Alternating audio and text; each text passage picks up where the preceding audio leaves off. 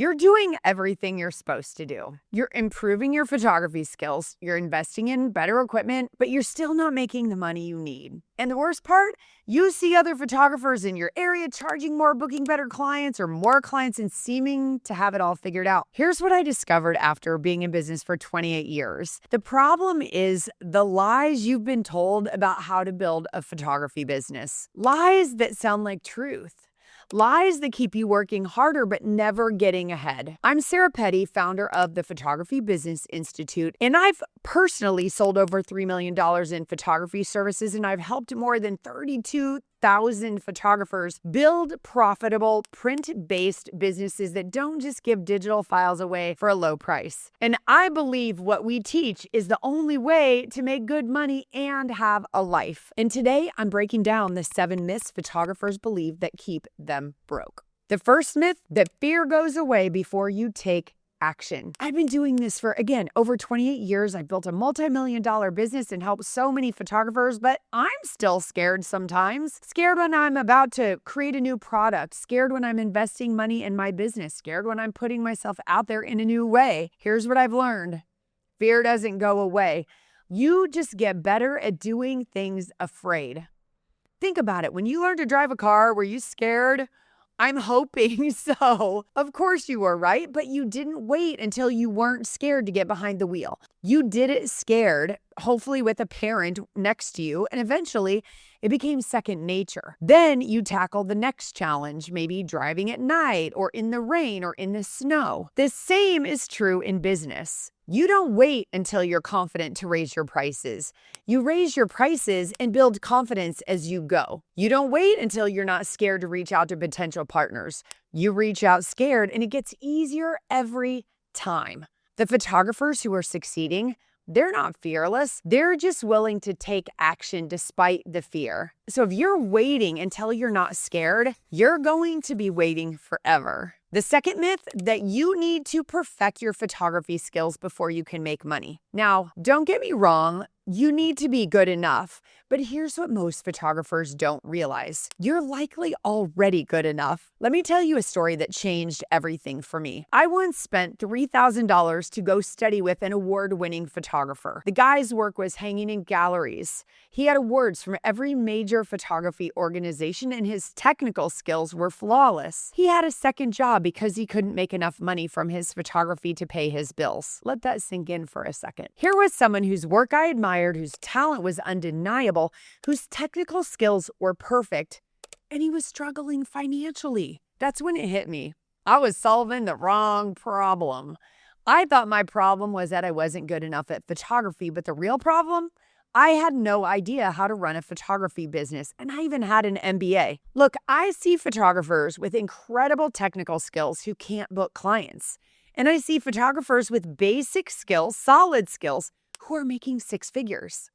What's the difference? The 6-figure photographers have business skills. They have marketing skills, selling skills, client experience skills, and workflow management skills. The photography skills might get you in the door, but the business skills are what make you money. Here's the truth. Once you're at a certain threshold of technical ability, getting better at photography doesn't increase your income. What increases your income is getting better at business. So if you're spending all your time taking workshops on lighting or editing, and you're not investing at least that much time and money in learning how to market yourself or sell your work, I believe you're working on the wrong thing. My best advice is to stop waiting until you're a better photographer and start learning how to run a profitable business. The third myth, that expensive gear justifies high prices. Look, I've sold over $3 million worth of portraits in my career, and you know what? I don't have a fancy schmancy, the latest camera. I don't have every lens. I don't have tens of thousands of dollars worth of equipment. What do I have? I have a system for serving clients, a system for creating an experience, a system for selling high value products. That's what clients pay for, not your gear. Think about it. When was the last time a client asked you what camera you use? They don't care. They care about the portraits on their walls. They care about how you make them feel. They care about the experience you create. I've seen photographers with $20,000 worth of gear who can't even get a $1,000 order. or a $500 order. And I've seen photographers with super basic equipment getting $5,000 plus orders. The difference, it's not the gear, friend. It's the business model. Duking it out to sell the most digital files at the lowest price will never, ever get you the life you want. So if you're waiting until you have top-notch equipment and all the skills before you raise your prices, you're solving the wrong problem. Your prices should reflect the value you create for your clients, not the cost of your camera. By the way, if you're finding this helpful, make sure to subscribe to my free weekly newsletter where I share even more strategies like these. The link is in the description below. The fourth myth, that you have to struggle for years before you deserve success. This one drives me crazy because I hear photographers say things like, I haven't been in business long enough to charge those prices, or I need to pay my dues first. What? Here's the truth. There's no suffering requirement for success. You don't have to work for peanuts for 3, 5, 10, 20 years before you're allowed to make real money. You don't have to burn yourself out before you deserve a profitable business. Let me tell you about a lesson I learned the hard way. Early in my business, I got a call to photograph an event for our governor. High-profile guests, important people, and a chance to network, right? Sarah, everybody will be there. It'll be great exposure. Because that was the catch, right? They couldn't pay me much, but think of the exposure. So I said yes, thinking, oh, this is how I need to build my photography business. You take any opportunity, you work for pennies, and you hope it leads somewhere. So there I was on a Saturday night. I walk into this house with very few lights, low ceiling. I wasn't a wedding photographer. I didn't have a lot of on-camera flash equipment. And all I could think about was my twin babies and my hubby, who were at home by the fire, cooing and just laying there all squeaky clean and precious. I was missing this precious time with them to work for almost nothing, hoping someone at this event might hire me later. Want to know how many paying clients I got from that event? 0. That whole working for exposure thing, it's a myth, it's a lie, and it's keeping you broke. The photographers making 6 figures, many of them got there faster than you'd think, not because they're more talented, but because they learned from someone who already had it figured out. They didn't reinvent the wheel. They didn't guess their way to success. They invested in education and implemented proven systems. So if you're waiting until you've suffered enough, you're wasting years of your life. And for what? To prove something to people who don't even care? Your clients don't care how long you've been in business. They care about the experience you create and the portraits they get on their walls. Stop waiting and start building the business you actually want. The 5th myth is that you need to be famous in your market before you can make money. I see photographers thinking, once I'm well known, then I'll be able to charge more. Then clients will come to me. But here's what actually happens. The photographers making real money aren't the most well known. They're the ones with the strongest relationships. You don't need 10,000 Instagram followers.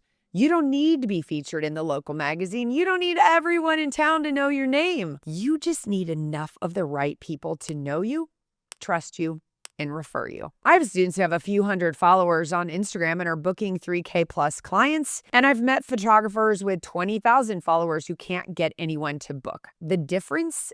The photographer with 500 followers knows exactly who those people are. She's building real relationships, partnering with other business owners who serve her ideal clients, and she's creating genuine connections. That's what works, not fame, relationships. So stop waiting until you're well known and start building relationships with the people who matter. The 6th myth is that client behavior will magically change on its own. I hear this all the time. My clients just want digital files. Nobody in my area buys prints. My market can't afford high prices. And then those same photographers tell me they're sending online ordering galleries. They're not sitting with their clients in person and making recommendations and helping them order. They're not even offering printed products properly. Of course your clients aren't buying. You're not selling and you're not serving. Here's the truth. Your clients will buy what you train them to buy. If you train them to expect digital files for $200, that's what they'll buy. But if you teach them to expect beautiful wall portraits framed and ready to hang, that's what they'll invest in. I used to think being helpful meant giving clients everything and hoping they'd appreciate enough to buy more. Sound familiar? Yeah. I'd do the session, deliver a bunch of images, and cross my fingers that they'd order prints. When they didn't, I'd blame the economy, or I'd just think I need to be a better photographer, or I'd convince myself that my prices were too high by $7. I literally had that conversation in my brain. The reality check came when I realized I wasn't running a business, I was running a charity. Everything changed when I shifted to what I call a full service model. So instead of saying, here are your images, hope you buy something, I started explaining that I'm going to make ordering so fun and easy and enjoyable that you'll want to invest in beautiful artwork for your home. I will sit with you and show you the images and help you select your favorites, and then we will get the custom frames for everything that you order. The photographers making these multi-$1,000 orders, they're not in magical markets where everyone loves prints. Photographers always say that to me. Oh, there's so much competition. I'm teaching my competition, you guys. These photographers are creating an experience that makes clients excited to invest in printed artwork. So stop waiting for your clients to change and start changing what you're offering and how you're selling it. This seventh myth, that you've just tried everything and it just doesn't work for you. This one breaks my heart because I meet photographers every day who say, I've tried everything. I've run ads. I've done mini sessions. I've posted on Instagram. Nothing works. But here's what I've learned. It's not that nothing works. It's that you aren't following a proven system. Without a system that has strategy to it, tactics are meaningless. I had to completely reimagine how I interacted with potential clients. Instead of just hoping they'd book and praying they'd spend money, I created a system. Took me years, and I went from a 3-step process to a 5-step process that completely transformed my business, and it has done the same for thousands of my students. I became committed to helping people and not attached to booking them. Here's what I mean. Instead of trying to convince everyone to hire me, I focused on educating them about what they really needed. Instead of competing on price, I competed on value. Instead of saying yes to everyone, I learned to qualify clients who were a good fit. The result, my booking rate went up, my average sales went up, my stress, completely lowered because I got time back with my yummy little babies. So if you're thinking you've tried everything and nothing works, you haven't tried everything. You are guessing. Okay, that's completely different than doing it with a system. And listen, if you want my help, book a free call with my team. We'll talk about what's been stopping you, what head trash you have, and let's see if we're a good help to get you there. I'm going to stick the link in the description. This can be your turnaround year, my friend. Let's go.